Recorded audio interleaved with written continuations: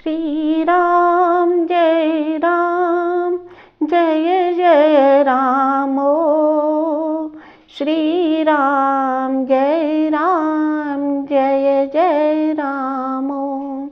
नमस्कार सुधी एवं गुणीजनों, श्रीमद् वाल्मीकि रामायण की ज्ञान कर्म भक्ति और सत्संग की इस मंदाकिनी में मैं कुसुम शर्मा आपका बहुत बहुत स्वागत करती हूँ, अभिनंदन करती हूँ और मुझसे जुड़ने के लिए मैं आप सभी का बहुत बहुत आभार भी प्रदर्शित करती हूँ। पिछले सर्ग में हमने देखा कि जब कैकेयी की दासी मंथरा ने देखा कि राम राज्य की तैयारियां हो रही हैं और सुबह उन्हें अभिषेक होने वाला है, उनका राज्याभिषेक होने वाला है, तो वह तुरंत नीचे उतर के आई और उसने अपनी रानी कैकेयी को समझाना शुरू किया। अगर राम राजा बन गए तो भरत की तो दुर्दशा ही हो जाएगी, क्योंकि राम पहले से ही राजनीति में बहुत चतुर हैं। तो ऐसा कोई मार्ग निकालो रानी कि राम तो 14 वर्ष के लिए वन को चले जाएं और भरत को यहाँ पर राज्य जमाने में कोई परेशानी ना आए। तो आगे हमारा यहाँ पर 38वां एपिसोड प्रारंभ होता है और हम अब आगे देखते हैं कि मंथरा के ऐसा कहने पर कैकेयी का मुख क्रोध से तमतमा उठा और वो लंबी और गर्म सांस खींचकर उससे इस प्रकार बोली। किस प्रकार बोली मित्रों? अद्य राममिता क्षिप्रं वनं प्रस्थापयामि यो विराजेन भरतं क्षिप्रम् अध्याभिषेचये। अद्य राममिता क्षिप्रं वनं प्रस्थापयामि यो विराजेन भरतं क्षिप्रमध्यभिषेचये। हाँ तो मित्रों, किस प्रकार उसने कहा रानी कैकेयी ने मंथरा से कि मैं श्री राम को यहाँ से सीधे वन में भेजूंगी, तुरंत ही भरत को युवराज के पद पर अभिषिक्त कराऊंगी, परंतु यह सोचो कि किस उपाय से अपना ये साधन, अपना ये लक्ष्य पूरा होगा जिससे राम वन को चले जाएं और भरत को राज्य प्राप्त हो। ये काम कैसे बने? तब कुठाराघात करती हुई कैकेयी इस प्रकार बोली, रानी अब देखो मैं तुम्हें बताती हूँ कि तुम्हें क्या करना है, कि तुम्हारे पुत्र भरत किस प्रकार राज्य प्राप्त करेंगे। कैकेयी तुम्हें स्मरण नहीं है, और यदि स्मरण भी हो तो भी तुम मुझसे बात को छुपा रही हो। तुम अनेक बार मुझसे चर्चा करती रही हो और अब मुझसे ही सुनना चाहती हो, इसका क्या कारण है? तो बार बार ये कहती हो तो सुनो मैं बताती हूँ। एक बार तुमने ये कहा था कि देवासुर संग्राम में राज ऋषियों के साथ तुम्हारे पति यानी राजा दशरथ जी भी देवराज की सहायता के लिए गए थे। तब ध्वजा में वेल मछली का चिन्ह धारण करता हुआ और सैकड़ों मायाओं का करता हुआ वहाँ पर एक महान असुर था जिसका नाम शंबर था। उसने समस्त देवताओं को पराजित कर दिया था और इंद्र के साथ भी युद्ध छेड़ दिया था। तब वह राक्षस ऐसा किया करता था कि जब रात्रि के समय सब सो जाते थे तब बिस्तर से लोगों को, सैनिकों को खींच कर ले जाता था और उन्हें मार डालता था। इस प्रकार करते हुए उसने समस्त देवताओं को भी जर्जर कर दिया। राजा दशरथ जब असुरों के साथ युद्ध करने लगे तो वह युद्ध में भारी पड़ने लगा और राजा जी का शरीर जर्जर होने लगा। तब राजा की चेतना लुप्त सी हो गई। उस समय तुम सारथी का काम करते हुए अपने पति को रणभूमि से दूर ले गई और राक्षसों के शस्त्रों से भी तुमने उनकी रक्षा की। देवी, जब तुमने अपने पति को ये स्थिति बताई तो उन्होंने संतुष्ट होकर के तुमसे ये कहा कि मैं तुम्हें कोई भी 2 वर देना चाहता हूँ, तुम मांग लीजिए। तब रानी तुमने इस तरह कहा था कि जब मुझे इन वरों की आवश्यकता होगी या मुझे इच्छा होगी तब मैं मांग लूँगी। और तब से स्नेहवश मैं इस बात को अपने अंदर मन में रखती आई हूँ। आज जब राज्याभिषेक का समय आया है, राम का तिलक होने वाला है, तब तुम इन दोनों वरों को अपने स्वामी से मांगो कि भरत का राज्याभिषेक हो और राम 14 वर्ष के लिए वन में चले जाएं।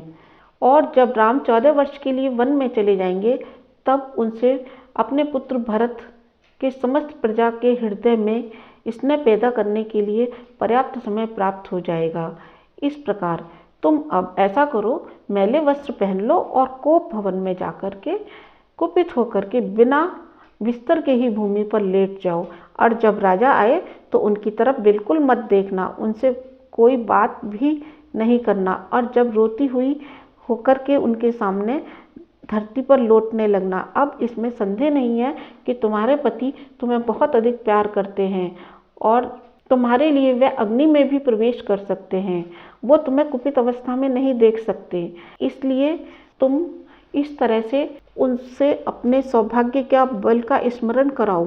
अब राजा तुम्हारी कोई बात नहीं टाल सकेंगे। राजा तुम्हें मोती, स्वर्ण, भांति भांति की वस्तुएं देकर तुम्हारे मन में लालच उत्पन्न करेंगे, परंतु तुम बिल्कुल उनकी बातों में मत आना, और उन्हें जब वह तुम्हारे बात को मानने के लिए बिल्कुल तैयार हो जाए तो याद दिलाना कि देवासुर संग्राम में तुमने मुझे 2 वरदान दिए थे, मांगो मांगो कहा था, और तब मैं नहीं मांग सकी, अब मैं उन्हें मांगना चाहती हूँ। और जब राजा इसके लिए बिल्कुल उद्यत हो जाए, तैयार हो जाए, पक्का निश्चय कर लें, तब तुम उन दोनों वरों को मांगना। और किस तरह कहना, रामे प्रवर्जनम दूरम न विवर्षाणि पंच च भरितं क्रियेताम राजा पृथिव्याम पार्थिव। रानी वर मांगते समय कहना कि हे श्रेष्ठ राजन, हे नृपश्रेष्ठ, आप श्री राम को 14 वर्षों के लिए बहुत दूर वन में भेज दीजिए और भरत को भूमंडल का राजा बनाइए। और जब वो 14 वर्ष के लिए चले जाएंगे तब भरत का राज्य सुदृढ़ हो जाएगा। प्रजा आदि को प्रेम से वश में करने पर उनकी जड़ जम जाएगी, और इधर श्री राम का भी 14 वर्षों तक एक अस्थिर जीवन हो जाएगा।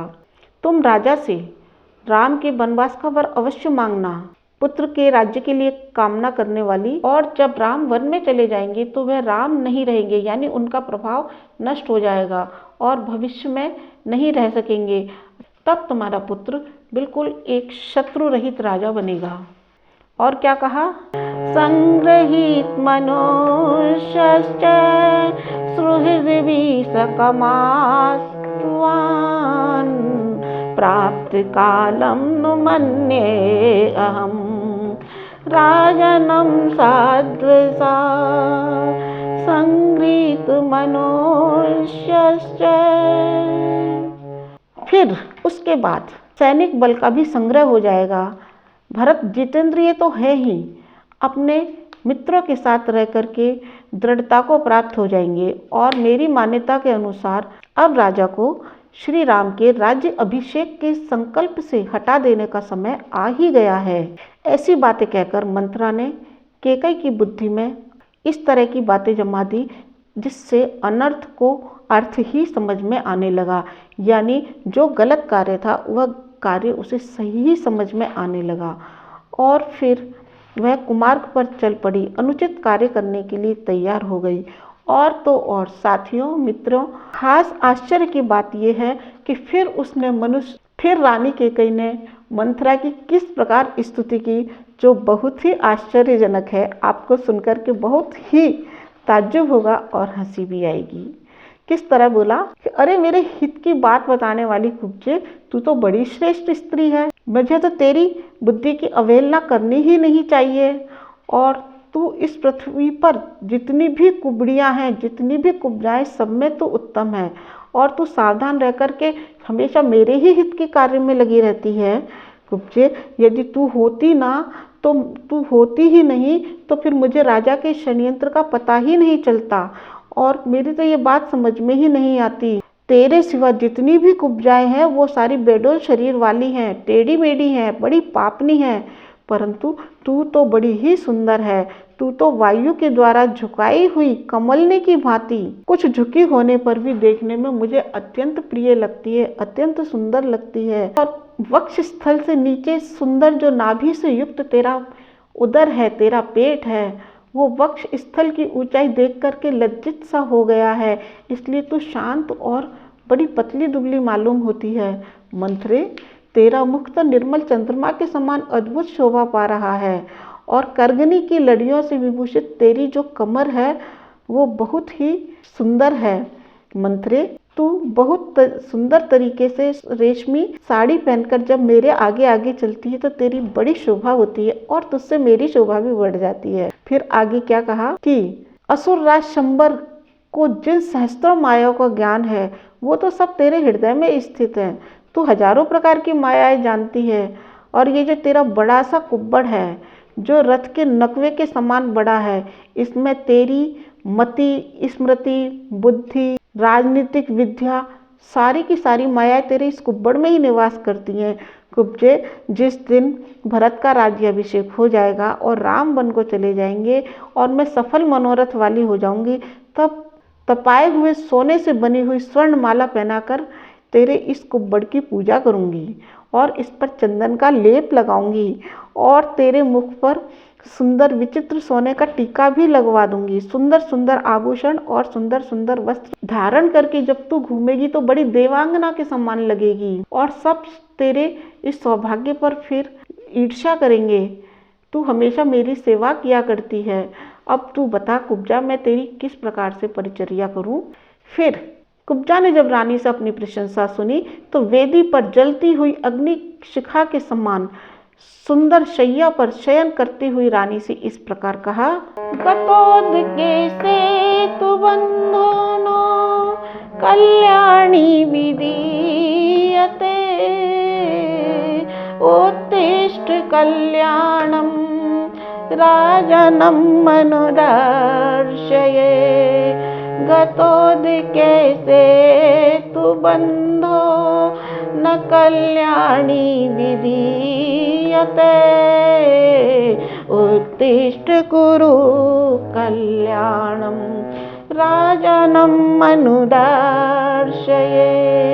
गतोदके से तु बंधो कि अरे कल्याणी रानी, नदी का पानी निकल जाने पर उस पर बांध नहीं बनाया जा सकता है। यदि स्वयं राम का अभिषेक हो गया तो फिर तुम्हारा वर मांगना व्यर्थ हो जाएगा। अब बातों में समय ना बिताओ, जल्दी उठो और अपना कल्याण करो। कोप भवन में जाकर के राजा को अपनी अवस्था का परिचय दो, बताओ कि मैं अप्रसन्न हूँ। तब इस प्रकार प्रोत्साहन देने पर सुंदरी केकई देवी कोप भवन में जाकर के लाखों की लागत के उसने हीरा मोती और बहुमूल्य, इस प्रकार प्रोत्साहन देने पर सुंदरी केकई देवी कोप भवन में जाकर के लाखों की लागत के उसने हीरा मोती और बहुमूल्य आभूषणों को अपने शरीर से उतार उतार कर फेंक दिया और वह सुंदर कांति वाली केकई तो कुब्जा की बातों में वशीभूत हो गई और मंथरा से इस प्रकार बोली कि मंथरे, मुझे ना तो स्वर्ण से, ना रत्नों से, ना भांति भांति के भोजनों से ही कोई प्रयोजन है। मैं यदि श्री राम का राज्याभिषेक हुआ तो कल ये मेरे जीवन का अंत होगा, या तो श्री राम के वन चले जाने पर भरत को इस पृथ्वी का राज्य प्राप्त होगा, या फिर तू महाराज को मेरी मृत्यु की सूचना सुनाएगी और इसके बाद कुछ और पट्टी पढ़ाने के बाद यदि श्री राम इस राज्य को प्राप्त कर लेंगे तो निश्चित ही तुम भरत सहित बहुत दुख में पड़ जाओगी। ऐसा प्रयत्न करो कि अब तुम्हारे पुत्र भरत का राज्याभिषेक हो जाए, वो राजा बन जाए। इस प्रकार बार बार वचन रूपी बाणों का प्रहार करके उसने केकई को घायल कर दिया और फिर केकई दोनों हाथ अपने हृदय पर रखकर इस प्रकार कहने लगी, अब या तो श्री राम का अधिक काल के लिए वन में जाना होगा, या फिर कुब्जे, अब या तो श्री राम को अधिक काल के लिए वन में जाना होगा और भरत को राजा बनना होगा, या फिर अब मैं यमलोक चली जाऊंगी। तू ऐसा समाचार महाराज को निवेदन करेगी।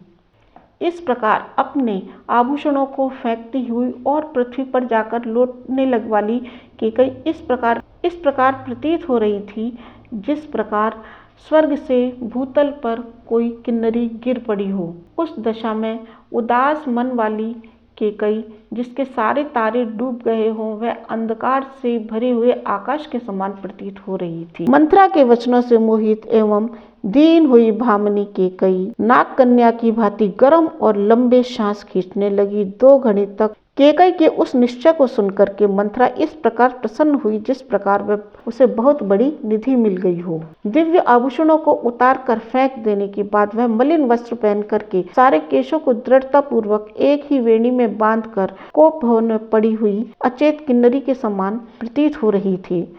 और जब राजा दशरथ ने भवन में प्रवेश किया तो वह मन ही मन सोच रहे थे कि अभी तक रानी को राज्य के अभिषेक की बात पता नहीं है, मैं जाकर के उसे ये प्रिय संवाद सुनाऊंगा। यह सोचते हुए जब राजा ने अंतःपुर में प्रवेश किया तो उस समय वहां का वातावरण बड़ा मनोरम, सब महल की शोभा बढ़ा रहे थे। इसके अलावा उस समय समृद्धिशाली अंतःपुर में प्रवेश करके महाराज दशरथ ने वहां उत्तम शैया पर अपनी रानी को नहीं पाया, और जब उन्होंने अपनी रानी को वह नहीं पाया तो बहुत विषाद हुआ। सबसे पूछताछ करने लगे कि रानी तो राजा के आगमन के समय पर कभी कहीं जाती ही नहीं है, आज कहाँ गई। तब उन्होंने जाकर के प्रत्यहारी से पूछा।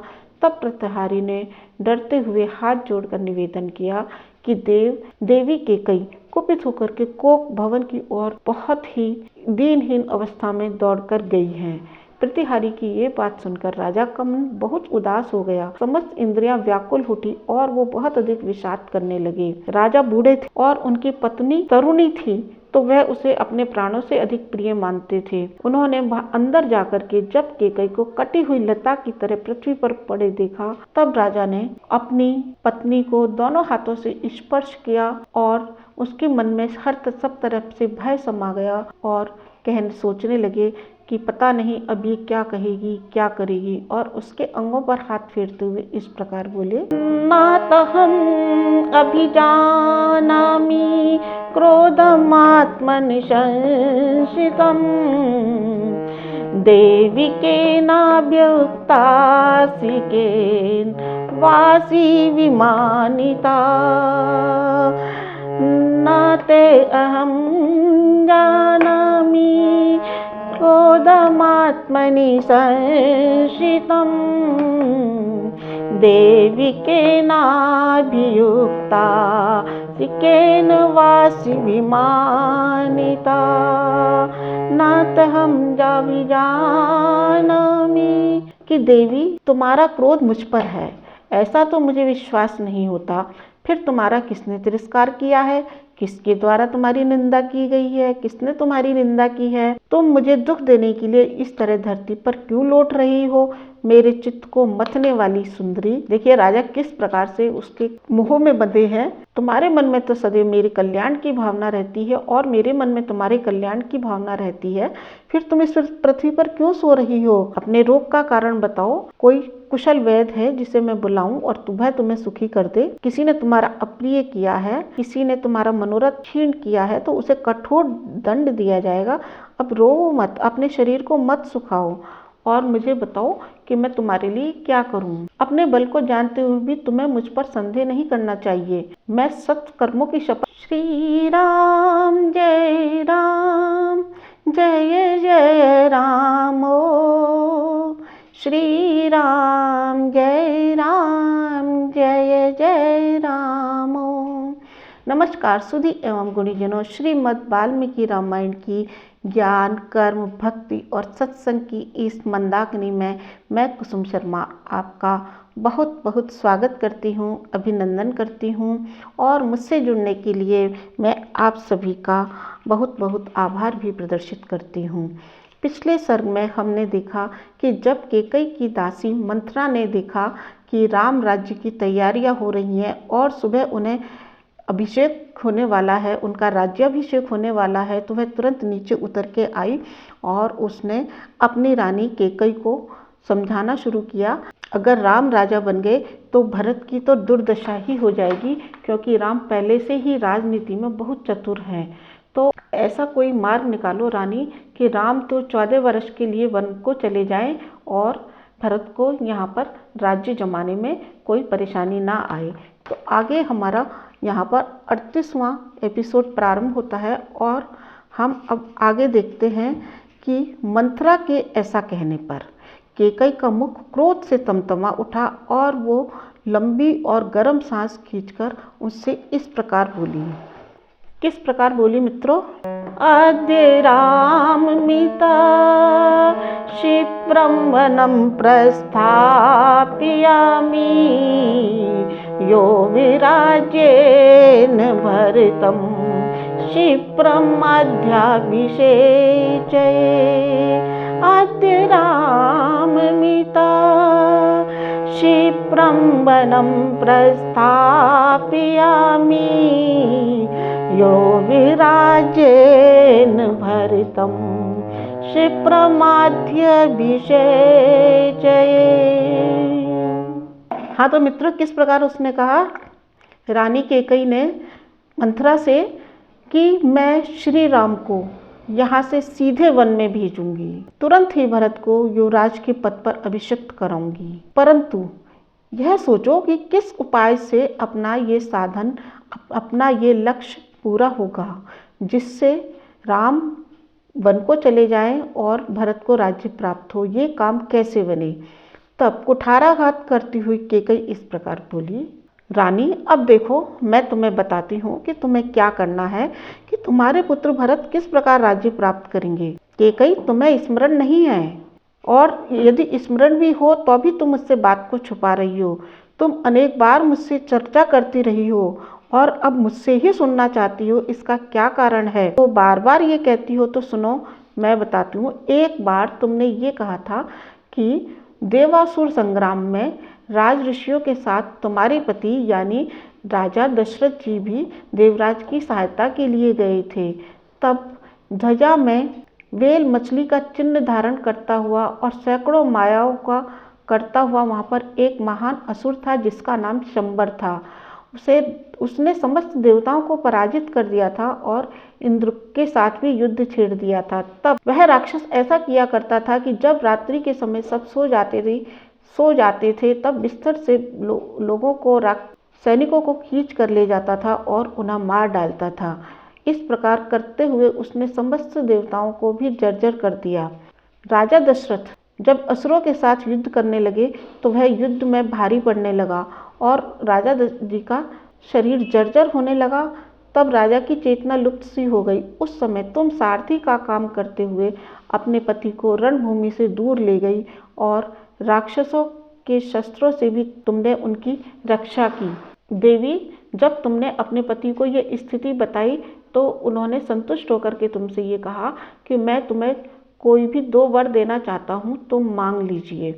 तब रानी, तुमने इस तरह कहा था कि जब मुझे इन वरों की आवश्यकता होगी या मुझे इच्छा होगी तब मैं मांग लूँगी। और तब से स्नेहवश मैं इस बात को अपने अंदर मन में रखती आई हूँ। आज जब राज्याभिषेक का समय आया है, राम का तिलक होने वाला है, तब तुम इन दोनों वरों को अपने स्वामी से मांगो कि भरत का राज्याभिषेक हो और राम 14 वर्ष के लिए वन में चले जाएं। और जब राम 14 वर्ष के लिए वन में चले जाएंगे तब उनसे अपने पुत्र भरत के समस्त प्रजा के हृदय में स्नेह पैदा करने के लिए पर्याप्त समय प्राप्त हो जाएगा। इस प्रकार तुम अब ऐसा करो, मैले वस्त्र पहन लो और कोप भवन में जाकर के कुपित होकर के बिना बिस्तर के ही भूमि पर लेट जाओ। और जब राजा आए तो उनकी तरफ बिल्कुल मत देखना, उनसे कोई बात भी नहीं करना। और जब रोती हुई होकर के उनके सामने धरती पर लौटने लगना। अब इसमें संदेह नहीं है कि तुम्हारे पति तुम्हें बहुत अधिक प्यार करते हैं और तुम्हारे लिए वे अग्नि में भी प्रवेश कर सकते हैं। वो तुम्हें कुपित अवस्था में नहीं देख सकते। इसलिए तुम इस तरह से उनसे अपने सौभाग्य का बल का स्मरण कराओ। अब राजा तुम्हारी कोई बात नहीं टाल सकेंगे। राजा तुम्हें मोती, स्वर्ण, भांति भांति की वस्तुएं देकर तुम्हारे मन में लालच उत्पन्न करेंगे, परंतु तुम बिल्कुल उनकी बातों में मत आना। और उन्हें जब वह तुम्हारे बात को मानने के लिए बिल्कुल तैयार हो जाए तो याद दिलाना कि देवासुर संग्राम में तुमने मुझे 2 वरदान दिए थे, मांगो मांगो कहा था, और तब मैं नहीं मांग सकी। अब मैं उन्हें मांगना चाहती हूँ। और जब राजा इसके लिए बिल्कुल उद्यत हो जाए, तैयार हो जाए, पक्का निश्चय कर लें, तब तुम उन दोनों वरों को मांगना। और किस तरह कहना? रामे प्रवर्जनम दूरम नविवर्षाणि पञ्च च भरितं क्रियेतां राजा पृथिव्यां पार्थिव। रानी वर मांगते समय कहना कि हे श्रेष्ठ राजन, हे नृपश्रेष्ठ, आप श्री राम को 14 वर्षों के लिए बहुत दूर वन में भेज दीजिए और भरत को भूमंडल का राजा बनाइए। और जब वो 14 वर्ष के लिए चले जाएंगे तब भरत का राज्य सुदृढ़ हो जाएगा। प्रजा आदि को प्रेम से वश में करने पर उनकी जड़ जम जाएगी और इधर श्री राम का भी 14 वर्षों तक एक अस्थिर जीवन हो जाएगा। तुम राजा से राम के वनवास का वर अवश्य मांगना, पुत्र के राज्य के लिए कामना करने वाली। और जब राम वन में चले जाएंगे तो वह राम नहीं रहेंगे, यानी उनका प्रभाव नष्ट हो जाएगा और भविष्य में नहीं रह सकेंगे। तब तुम्हारा पुत्र बिल्कुल एक शत्रु रहित राजा बनेगा। और क्या कहा? संग्रहीत मनुष्यश्च सुहृद्भिः सकमास्त्वान् प्राप्त कालं नु मन्ये अहं राजनं साध्वसा संगृहीत मनुष्यश्च। फिर उसके बाद सैनिक बल का भी संग्रह हो जाएगा। भरत जितेंद्रिय तो है ही, अपने मित्रों के साथ रह करके दृढ़ता को प्राप्त हो जाएंगे। और मेरी मान्यता के अनुसार अब राजा को श्री राम के राज्य अभिषेक के संकल्प से हटा देने का समय आ ही गया है। ऐसी बातें कहकर मंथरा ने कैकेयी की बुद्धि में इस तरह की बातें जमा दी जिससे अनर्थ को अर्थ ही समझ में आने लगा, यानी जो गलत कार्य था वह कार्य उसे सही समझ में आने लगा। और फिर वह कुमार्ग पर चल पड़ी, अनुचित कार्य करने के लिए तैयार हो गई। और तो और साथियों, मित्रों, खास आश्चर्य की बात यह है कि फिर रानी कैकेयी ने मंथरा की किस प्रकार स्तुति की, जो बहुत ही आश्चर्यजनक है। आपको सुनकर के बहुत ही ताज्जुब होगा और हंसी भी आएगी। किस तरह बोला कि अरे मेरे हित की बात बताने वाली कुब्जे, तू तो बड़ी श्रेष्ठ स्त्री है, मुझे तो तेरी बुद्धि की अवहेलना करनी ही नहीं चाहिए। और तू इस पृथ्वी पर जितनी भी कुबड़ियाँ हैं, जितनी भी कुब्जाएं, सब में तो उत्तम है। और तू सावधान रह कर के हमेशा मेरे ही हित के कार्य में लगी रहती है। कुब्जे, यदि तू होती ना तो तू होती ही नहीं तो फिर मुझे राजा के षड्यंत्र का पता ही नहीं चलता। और मेरी तो ये बात समझ में ही नहीं आती, तेरे सिवा जितनी भी कुब्जाएं हैं वो सारी बेडोल शरीर वाली हैं, टेढ़ी मेढ़ी हैं, बड़ी पापनी हैं। परंतु तू तो बड़ी ही सुंदर है। तू तो वायु के द्वारा झुकाई हुई कमलने की भांति, कुछ झुकी होने पर भी देखने में मुझे अत्यंत प्रिय लगती है, अत्यंत सुंदर लगती है। और वक्ष स्थल से नीचे सुंदर जो नाभि से युक्त तेरा उदर है, तेरा पेट है, वो वक्ष स्थल की ऊंचाई देख करके लज्जित सा हो गया है। इसलिए तू शांत और बड़ी पतली दुबली मालूम होती है। मंथरे, तेरा मुख तो निर्मल चंद्रमा के समान अद्भुत शोभा पा रहा है और करगनी की लड़ियों से विभूषित तेरी जो कमर है वो बहुत ही सुंदर है। मंथरे, तू बहुत सुंदर तरीके से रेशमी साड़ी पहनकर जब मेरे आगे आगे चलती है तो तेरी बड़ी शोभा होती है और तुझसे मेरी शोभा भी बढ़ जाती है। फिर आगे क्या कहा कि असुर राज शंबर को जिन सहस्त्रों मायाओं का ज्ञान है वो तो सब तेरे हृदय में स्थित है। तू हजारों प्रकार की मायाएं जानती है। और ये जो तेरा बड़ा सा कुब्बड़ है जो रथ के नकवे के समान बड़ा है, इसमें तेरी मति, स्मृति, बुद्धि, राजनीतिक विद्या, सारी की सारी मायाएं तेरे इस कुब्बड़ में ही निवास करती हैं। कुब्जे, जिस दिन भरत का राज्याभिषेक हो जाएगा और राम वन को चले जाएंगे और मैं सफल मनोरथ वाली हो जाऊंगी, तब तपाए हुए सोने से बनी हुई स्वर्ण माला पहनाकर तेरे इस कुब्बड़ की पूजा करूंगी और इस पर चंदन का लेप लगाऊंगी और तेरे मुख पर सुंदर विचित्र सोने का टीका भी लगवा दूंगी। सुंदर सुंदर आभूषण और सुंदर सुंदर वस्त्र धारण करके जब तू घूमेगी तो बड़ी देवांगना के समान लगेगी और सब तेरे इस सौभाग्य पर फिर ईर्ष्या करेंगे। तू हमेशा मेरी सेवा किया करती है। अब तू बता कुब्जा, मैं तेरी किस प्रकार से परिचर्या करूं?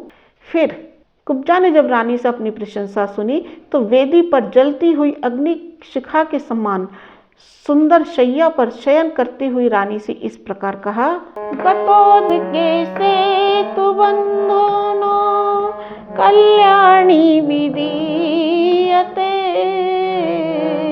उत्तिष्ठ कल्याणम राजनम अनुदर्शये गतोदके से तु बंधो न कल्याणी विधीयते उत्तिष्ठ कुरु कल्याणम राजनम अनुदर्शये गतोदके से तु बंधो। कि अरे कल्याणी रानी, नदी का पानी निकल जाने पर उस पर बांध नहीं बनाया जा सकता है। यदि स्वयं राम का अभिषेक हो गया तो फिर तुम्हारा वर मांगना व्यर्थ हो जाएगा। अब बातों में समय ना बिताओ, जल्दी उठो और अपना कल्याण करो। कोप भवन में जाकर के राजा को अपनी अवस्था का परिचय दो, बताओ कि मैं अप्रसन्न हूँ। तब इस प्रकार प्रोत्साहन देने पर सुंदरी कैकेयी देवी कोप भवन में जाकर के लाखों की लागत के उसने हीरा मोती और बहुमूल्य इस प्रकार प्रोत्साहन देने पर सुंदरी कैकेयी देवी कोप भवन में जाकर के लाखों की लागत के उसने हीरा मोती और बहुमूल्य आभूषणों को अपने शरीर से उतार उतार कर फेंक दिया। और वह सुंदर कांति वाली कैकेयी तो कुब्जा की बातों में वशीभूत हो गई और मंथरा से इस प्रकार बोली कि मंथरे, मुझे ना तो स्वर्ण से, ना रत्नों से, ना भांति भांति के भोजनों से ही कोई प्रयोजन है। यदि श्री राम का राज्याभिषेक हुआ तो कल ये मेरे जीवन का अंत होगा। या तो श्री राम के वन चले जाने पर भरत को इस पृथ्वी का राज्य प्राप्त होगा, या फिर तू महाराज को मेरी मृत्यु की सूचना सुनाएगी। और इसके बाद कुछ और पट्टी पढ़ाने के बाद यदि श्री राम इस राज्य को प्राप्त कर लेंगे तो निश्चित ही तुम भरत सहित बहुत दुख में पड़ जाओगी। ऐसा प्रयत्न करो कि अब तुम्हारे पुत्र भरत का राज्याभिषेक हो जाए, वो राजा बन जाए। इस प्रकार बार बार वचन रूपी बाणों का प्रहार करके उसने कैकेयी को घायल कर दिया। और फिर कैकेयी दोनों हाथ अपने हृदय पर रखकर इस प्रकार कहने लगी, अब या तो श्री राम का अधिक काल के लिए वन में जाना होगा, या फिर कुब्जे, अब या तो श्री राम को अधिक काल के लिए वन में जाना होगा और भरत को राजा बनना होगा, या फिर अब मैं यमलोक चली जाऊंगी। तू ऐसा समाचार महाराज को निवेदन करेगी। इस प्रकार अपने आभूषणों को फेंकती हुई और पृथ्वी पर जाकर लौटने लग वाली कैकेयी इस प्रकार प्रतीत हो रही थी जिस प्रकार स्वर्ग से भूतल पर कोई किन्नरी गिर पड़ी हो। उस दशा में उदास मन वाली कैकेयी, जिसके सारे तारे डूब गए हों, वह अंधकार से भरे हुए आकाश के समान प्रतीत हो रही थी। मंथरा के वचनों से मोहित एवं दीन हुई भामिनी कैकेयी नाग कन्या की भांति गर्म और लंबे सांस खींचने लगी। 2 घड़ी तक कैकेयी के उस निश्चय को सुनकर के मंथरा इस प्रकार प्रसन्न हुई जिस प्रकार वह उसे बहुत बड़ी निधि मिल गई हो। दिव्य आभूषणों को उतार कर फेंक देने के बाद वह मलिन वस्त्र पहन करके सारे केशों को दृढ़ता पूर्वक एक ही वेणी में बांधकर कोप भवन में पड़ी हुई अचेत किन्नरी के समान प्रतीत हो रही थी। और जब राजा दशरथ ने भवन में प्रवेश किया तो वह मन ही मन सोच रहे थे कि अभी तक रानी को राज्य के अभिषेक की बात पता नहीं है, मैं जाकर के उसे ये प्रिय संवाद सुनाऊंगा। यह सोचते हुए जब राजा ने अंतःपुर में प्रवेश किया तो उस समय वहाँ का वातावरण बड़ा मनोरम, सब महल की शोभा बढ़ा रहे थे। इसके अलावा उस समय समृद्धिशाली अंतःपुर में प्रवेश करके महाराज दशरथ ने वहाँ उत्तम शैया पर अपनी रानी को नहीं पाया। और जब उन्होंने अपनी रानी को वह नहीं पाया तो बहुत विषाद हुआ। सबसे पूछताछ करने लगे कि रानी तो राजा के आगमन के समय पर कभी कहीं जाती ही नहीं है, आज कहाँ गई। तब उन्होंने जाकर के प्रत्यहारी से पूछा। तब प्रत्यहारी ने डरते हुए हाथ जोड़कर निवेदन किया कि देवी कैकेयी कुपित होकर के कोप भवन की ओर बहुत ही दीनहीन अवस्था में दौड़कर गई हैं। प्रतिहारी की ये बात सुनकर राजा का मन बहुत उदास हो गया। समस्त इंद्रियां व्याकुल उठी और वो बहुत अधिक विषाद करने लगे। राजा बूढ़े थे और उनकी पत्नी तरुणी थी, तो वह उसे अपने प्राणों से अधिक प्रिय मानते थे। उन्होंने अंदर जाकर के जब केकई को कटी हुई लता की तरह पृथ्वी पर पड़े देखा, तब राजा ने अपनी पत्नी को दोनों हाथों से स्पर्श किया और उसके मन में सब तरफ से भय समा गया और सोचने लगे कि पता नहीं अब ये क्या कहेगी, क्या करेगी, और उसके अंगों पर हाथ फेरते हुए इस प्रकार बोले, नातहं अभिजानामि क्रोधमात्मनि संशितम् देविकेनाभ्युक्तासिकेन वासी विमानिता न ते अहं जानामि क्रोधमात्मनि संशितं देविकेनाभियुक्ता सिकेन वासी विमानिता नातहं जानामि कि देवी तुम्हारा क्रोध मुझ पर है, ऐसा तो मुझे विश्वास नहीं होता। फिर तुम्हारा किसने तिरस्कार किया है, किसके द्वारा तुम्हारी निंदा की गई है, किसने तुम्हारी निंदा की है? तुम मुझे दुख देने के लिए इस तरह धरती पर क्यों लौट रही हो, मेरे चित्त को मथने वाली सुंदरी। देखिए राजा किस प्रकार से उसके मोह में बंधे हैं। तुम्हारे मन में तो सदैव मेरे कल्याण की भावना रहती है और मेरे मन में तुम्हारे कल्याण की भावना रहती है, फिर तुम इस पृथ्वी पर क्यों सो रही हो? अपने रोग का कारण बताओ। कोई कुशल वैद्य है जिसे मैं बुलाऊं और तुम्हें सुखी कर दे? किसी ने तुम्हारा अप्रिय किया है, किसी ने तुम्हारा मनोरथ क्षीण किया है, तो उसे कठोर दंड दिया जाएगा। अब रो मत, अपने शरीर को मत सुखाओ और मुझे बताओ कि मैं तुम्हारे लिए क्या करूं। अपने बल को जानते हुए भी तुम्हें मुझ पर संदेह नहीं करना चाहिए। मैं सत्य कर्मों की शपथ खा करके कहता हूँ कि जिसमें तुम्हें प्रसन्नता होगी मैं वही करूंगा। जहाँ तक सूर्य का चक्र घूमता है, जहाँ तक पृथ्वी मेरे अधिकार में है, उसमें पैदा होने वाले भांति भांति के द्रव्य, धन, धान्य, पशु, जो भी कुछ तुम्हें चाहिए तुम मुझसे मांग लो। तत्त्वं ब्रूहि कैकेयी यतस्ते भयम् आगतम् तत्ते व्यपनिष्यामि निहारमिव रश्मिवान्। तत्त्वं ब्रूहि कैकेयी यतस्ते भयम् आगतम् तत्ते व्यपनिष्यामि निहारमिव रश्मिवान्।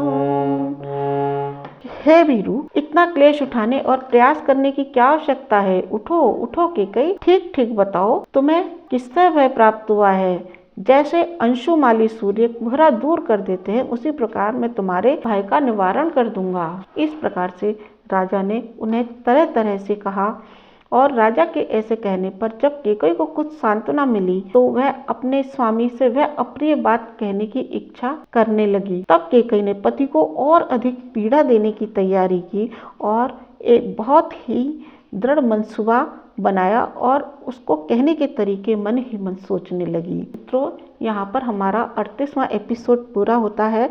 श्रीमद् वाल्मीकि रामायण के अयोध्या कांड का 10वां सर्ग भी यहाँ पर पूरा होता है। और मित्रों, यहाँ तक आप लोग मेरे साथ बने रहे, इसके लिए मैं आपका बहुत बहुत धन्यवाद करती हूँ। श्रीमद् वाल्मीकि रामायण की तो मित्रों आप मेरे साथ बने रहिए। श्री राम की इस कथा में जन जन के हृदय में, जीव मात्र के हृदय में बसने वाले बोलिए श्री राम की जय। जय श्री राम, जय श्री राम, जय भारत, जय भारत। श्री राम जय राम, जय जय राम ओ। श्री राम जय राम, जय जय राम ओ। नमस्कार सुधी एवं गुणीजनों, श्रीमद् वाल्मीकि रामायण की ज्ञान, कर्म, भक्ति और सत्संग की इस मंदाकिनी में मैं कुसुम शर्मा आपका बहुत बहुत स्वागत करती हूँ, अभिनंदन करती हूँ और मुझसे जुड़ने के लिए मैं आप सभी का बहुत बहुत आभार भी प्रदर्शित करती हूँ।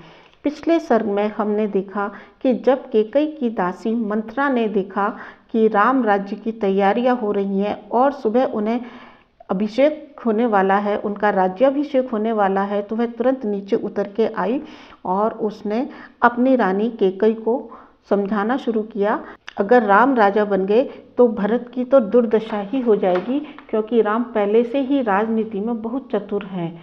तो ऐसा कोई मार्ग निकालो रानी कि राम तो 14 वर्ष के लिए वन को चले जाएं और भरत को यहाँ पर राज्य जमाने में कोई परेशानी ना आए। तो आगे हमारा यहाँ पर 38वां एपिसोड प्रारंभ होता है और हम अब आगे देखते हैं कि मंथरा के ऐसा कहने पर कैकेयी का मुख क्रोध से तमतमा उठा और वो लंबी और गर्म सांस खींचकर उससे इस प्रकार बोली। किस प्रकार बोली मित्रों?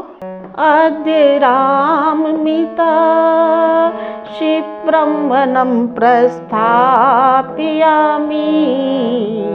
यो विराज्येन भरतं क्षिप्रम् अध्याभिषेचये। अद्य राममिता क्षिप्रं वनं प्रस्थापयामि यो विराज्येन भरतं क्षिप्रमध्यभिषेचये।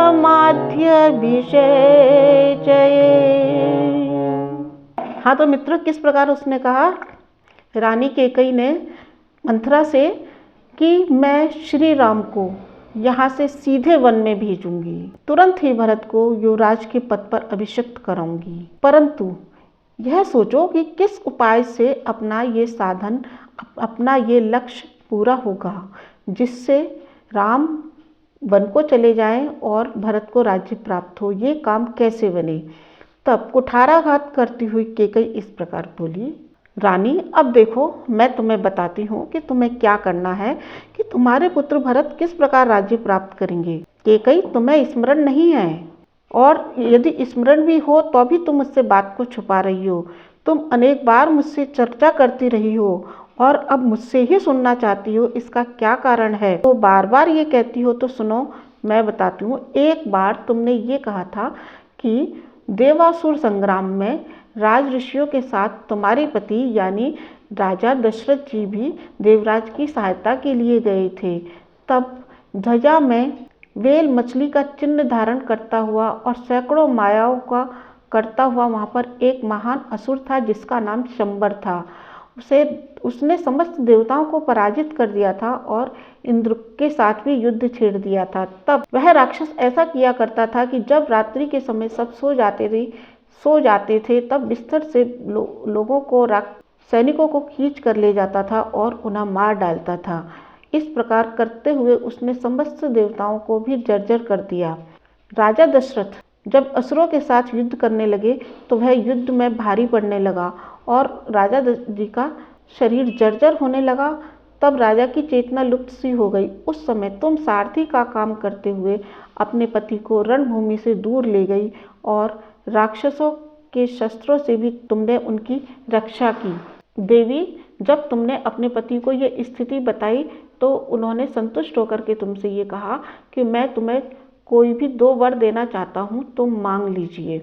तब रानी, तुमने इस तरह कहा था कि जब मुझे इन वरों की आवश्यकता होगी या मुझे इच्छा होगी तब मैं मांग लूँगी।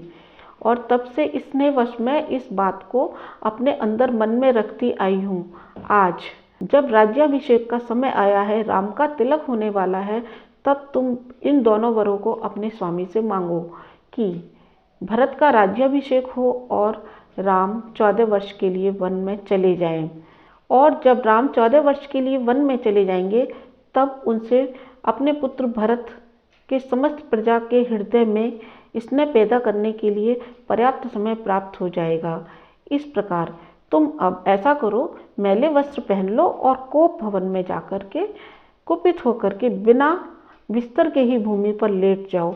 और जब राजा आए तो उनकी तरफ बिल्कुल मत देखना, उनसे कोई बात भी नहीं करना। और जब रोती हुई होकर के उनके सामने धरती पर लौटने लगना। अब इसमें संदेह नहीं है कि तुम्हारे पति तुम्हें बहुत अधिक प्यार करते हैं और तुम्हारे लिए वे अग्नि में भी प्रवेश कर सकते हैं। वो तुम्हें कुपित अवस्था में नहीं देख सकते। इसलिए तुम इस तरह से उनसे अपने सौभाग्य के बल का स्मरण कराओ अब राजा तुम्हारी कोई बात नहीं टाल सकेंगे। राजा तुम्हें मोती, स्वर्ण, भांति भांति की वस्तुएं देकर तुम्हारे मन में लालच उत्पन्न करेंगे, परंतु तुम बिल्कुल उनकी बातों में मत आना। और उन्हें जब वह तुम्हारे बात को मानने के लिए बिल्कुल तैयार हो जाए तो याद दिलाना कि देवासुर संग्राम में तुमने मुझे 2 वरदान दिए थे, मांगो मांगो कहा था, और तब मैं जो है नहीं मांग सकी, अब मैं उन्हें मांगना चाहती हूँ। और जब राजा इसके लिए बिल्कुल उद्यत हो जाए, तैयार हो जाए, पक्का निश्चय कर लें, तब तुम उन दोनों वरों को मांगना। और किस तरह कहना, रामे प्रवर्जनम दूरम न विवर्षाणि पंच च भरितं क्रियेताम राजा पृथिव्याम पार्थिव। रानी वर मांगते समय कहना कि हे श्रेष्ठ राजन, हे नृपश्रेष्ठ, आप श्री राम को 14 वर्षों के लिए बहुत दूरवन में भेज दीजिए और भरत को भूमंडल का राजा बनाइए। और जब वो 14 वर्ष के लिए चले जाएंगे तब भरत का राज्य सुदृढ़ हो जाएगा। प्रजा आदि को प्रेम से वश में करने पर उनकी जड़ जम जाएगी। और उधर श्री राम का भी 14 वर्षों तक एक अस्थिर जीवन हो जाएगा। तुम राजा से राम के वनवास का वर अवश्य मांगना, पुत्र के राज्य के लिए कामना करने वाली। और जब राम वन में चले जाएंगे तो वह राम नहीं रहेंगे, यानी उनका प्रभाव नष्ट हो जाएगा और भविष्य में नहीं रह सकेंगे। तब तुम्हारा पुत्र बिल्कुल एक शत्रु रहित राजा बनेगा। और क्या कहा, संग्रहित मनुष्यश्च सुहृदि सकमास्त्वान्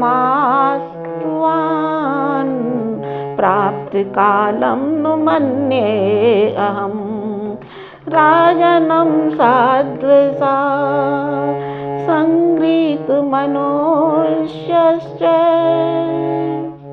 फिर उसके बाद सैनिक बल का भी संग्रह हो जाएगा।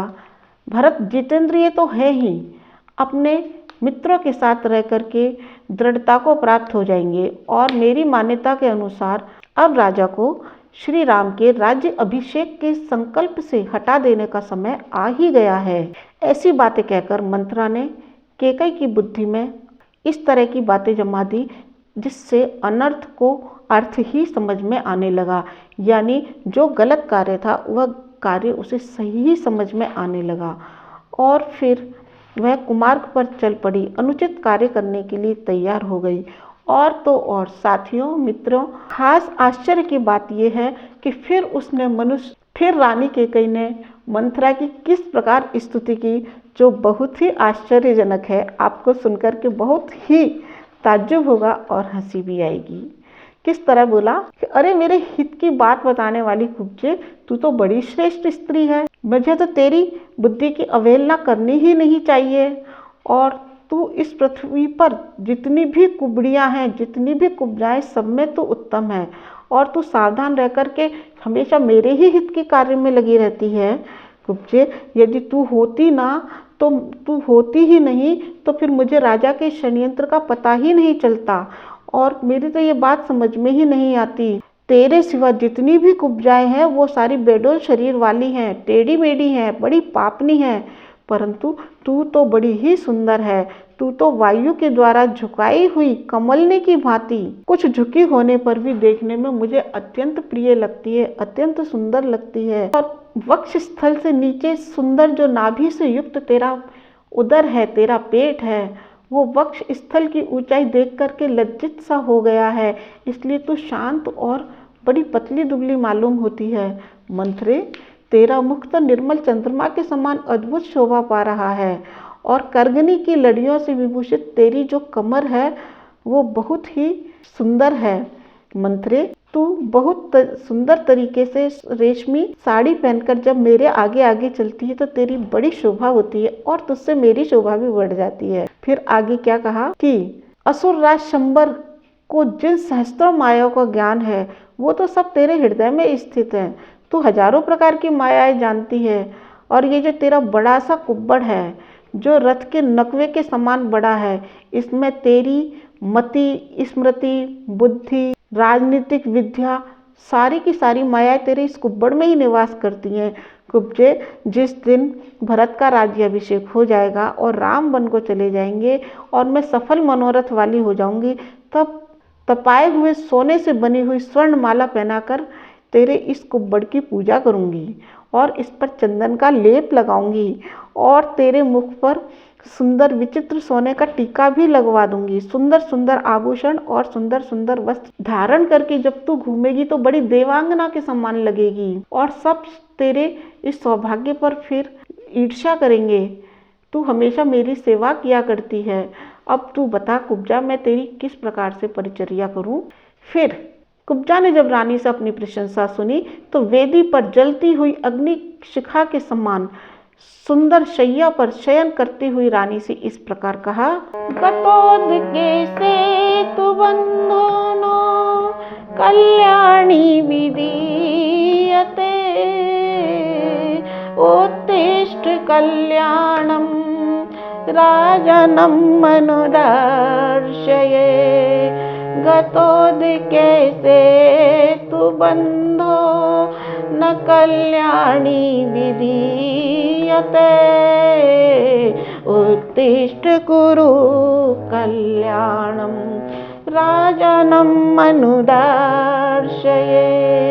गतोदके से तु बंधो, कि अरे कल्याणी रानी, नदी का पानी निकल जाने पर उस पर बांध नहीं बनाया जा सकता है। यदि स्वयं राम का अभिषेक हो गया तो फिर तुम्हारा वर मांगना व्यर्थ हो जाएगा। अब बातों में समय ना बिताओ, जल्दी उठो और अपना कल्याण करो। कोप भवन में जाकर के राजा को अपनी अवस्था का परिचय दो, बताओ कि मैं अप्रसन्न हूँ। तब इस प्रकार प्रोत्साहन देने पर सुंदरी केकई देवी कोप भवन में जाकर के लाखों की लागत के उसने हीरा मोती और बहुमूल्य, इस प्रकार प्रोत्साहन देने पर सुंदरी केकई देवी कोप भवन में जाकर के लाखों की लागत के उसने हीरा मोती और बहुमूल्य आभूषणों को अपने शरीर से उतार उतार कर फेंक दिया। और वह सुंदर कांति वाली केकई तो कुब्जा की बातों में वशीभूत हो गई और मंथरा से इस प्रकार बोली कि मंथरे, मुझे ना तो स्वर्ण से, ना रत्नों से, ना भांति भांति के भोजनों से ही कोई प्रयोजन है। मैं, यदि श्री राम का राज्याभिषेक हुआ तो कल ये मेरे जीवन का अंत होगा, या तो श्री राम के वन चले जाने पर भरत को इस पृथ्वी का राज्य प्राप्त होगा, या फिर तू महाराज को मेरी मृत्यु की सूचना सुनाएगी। और इसके बाद कुछ और पट्टी पढ़ाने के बाद यदि श्री राम इस राज्य को प्राप्त कर लेंगे तो निश्चित ही तुम भरत सहित बहुत दुख में पड़ जाओगी। ऐसा प्रयत्न करो कि अब तुम्हारे पुत्र भरत का राज्याभिषेक हो जाए, वो राजा बन जाए। इस प्रकार बार बार वचन रूपी बाणों का प्रहार करके उसने केकई को घायल कर दिया। और फिर केकई दोनों हाथ अपने हृदय पर रखकर इस प्रकार कहने लगी, अब या तो श्री राम का अधिक काल के लिए वन में जाना होगा, या फिर कुब्जे, अब या तो श्री राम को अधिक काल के लिए वन में जाना होगा और भरत को राजा बनना होगा, या फिर अब मैं यमलोक चली जाऊंगी। तू ऐसा समाचार महाराज को निवेदन करेगी।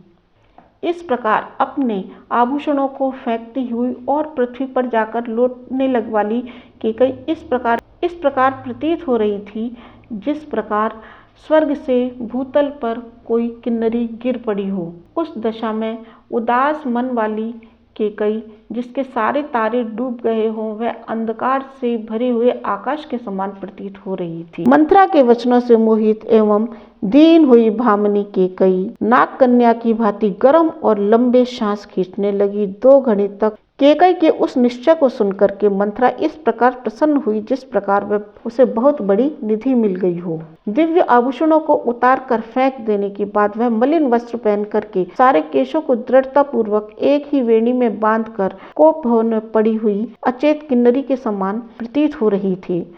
और जब राजा दशरथ ने भवन में प्रवेश किया तो वह मन ही मन सोच रहे थे कि अभी तक रानी को राज्य के अभिषेक की बात पता नहीं है, मैं जाकर के उसे ये प्रिय संवाद सुनाऊंगा। यह सोचते हुए जब राजा ने अंतःपुर में प्रवेश किया तो उस समय वहाँ का वातावरण बड़ा मनोरम, सब महल की शोभा बढ़ा रहे थे। इसके अलावा उस समय समृद्धिशाली अंतपुर में प्रवेश करके महाराज दशरथ ने वहाँ उत्तम शैया पर अपनी रानी को नहीं पाया, और जब उन्होंने अपनी रानी को वह नहीं पाया तो बहुत विषाद हुआ। सबसे पूछताछ करने लगे कि रानी तो राजा के आगमन के समय पर कभी कहीं जाती ही नहीं है, आज कहाँ गई।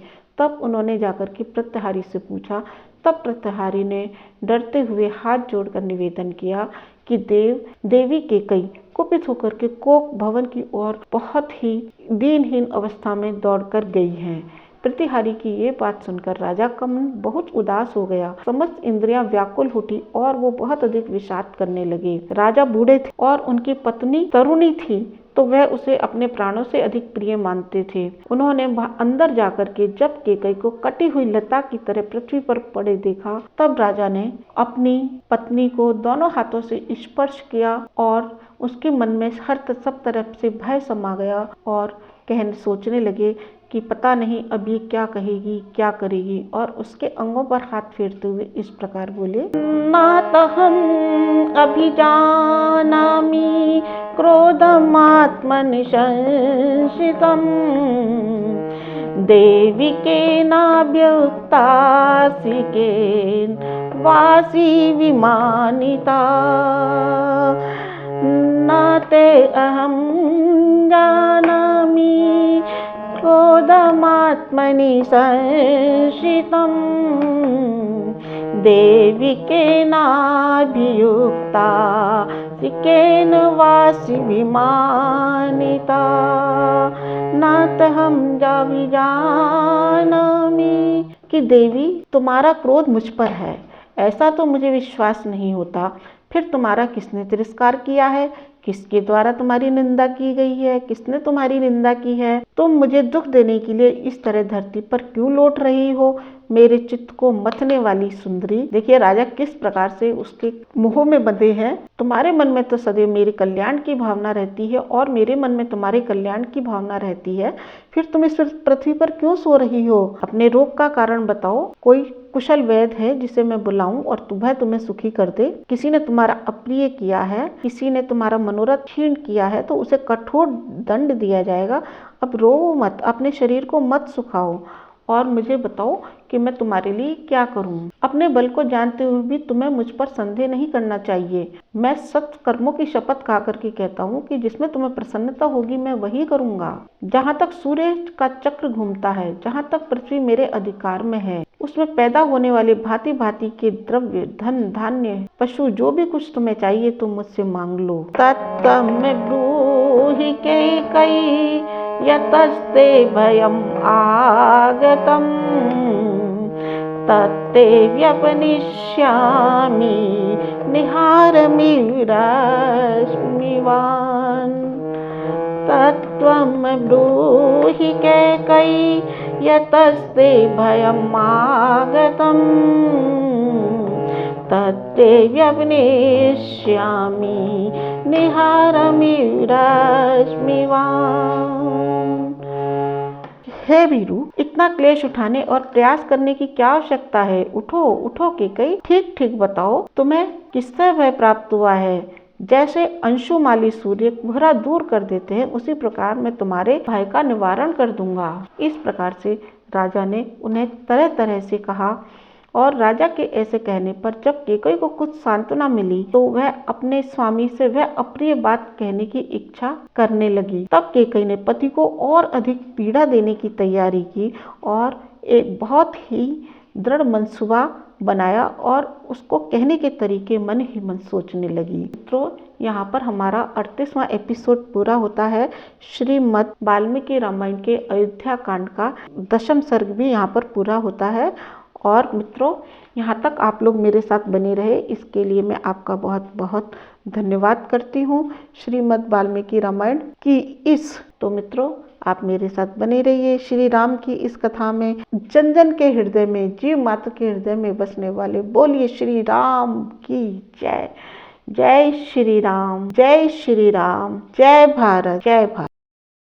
बहुत कहा करके कहता हूँ कि जिसमें तुम्हें प्रसन्नता होगी मैं वही करूँगा। जहाँ तक सूर्य का चक्र घूमता है, जहाँ तक पृथ्वी मेरे अधिकार में है, उसमें पैदा होने वाले भांति भांति के द्रव्य, धन, धान्य, पशु, जो भी कुछ तुम्हें चाहिए तुम मुझसे मांग लो। तत्तम ब्रूहि कैकेयी यतस्ते भयम् आगतम् तत्ते व्यपनिष्यामि निहारमिव रश्मिवान्। तत्त्वं ब्रूहि कैकेयी यतस्ते भयम् आगतम् तत्ते व्यपनिष्यामि निहारमिव रश्मिवान्। हे वीरू, इतना क्लेश उठाने और प्रयास करने की क्या आवश्यकता है? उठो उठो कैकेयी, ठीक ठीक बताओ तुम्हें किससे भय प्राप्त हुआ है? जैसे अंशुमाली सूर्य कोहरा दूर कर देते हैं, उसी प्रकार मैं तुम्हारे भय का निवारण कर दूंगा। इस प्रकार से राजा ने उन्हें तरह तरह से कहा और राजा के ऐसे कहने पर जब कैकेयी को कुछ सांत्वना मिली तो वह अपने स्वामी से वह अप्रिय बात कहने की इच्छा करने लगी। तब कैकेयी ने पति को और अधिक पीड़ा देने की तैयारी की और एक बहुत ही दृढ़ मनसूबा बनाया और उसको कहने के तरीके मन ही मन सोचने लगी। मित्रों, यहाँ पर हमारा 38वां एपिसोड पूरा होता है। श्रीमद् वाल्मीकि रामायण के अयोध्या कांड का 10वां सर्ग भी यहाँ पर पूरा होता है। और मित्रों, यहाँ तक आप लोग मेरे साथ बने रहे, इसके लिए मैं आपका बहुत बहुत धन्यवाद करती हूँ। श्रीमद् वाल्मीकि रामायण की तो मित्रों आप मेरे साथ बने रहिए। श्री राम की इस कथा में जन जन के हृदय में, जीव मात्र के हृदय में बसने वाले बोलिए श्री राम की जय। जय श्री राम, जय श्री राम, जय भारत, जय भारत।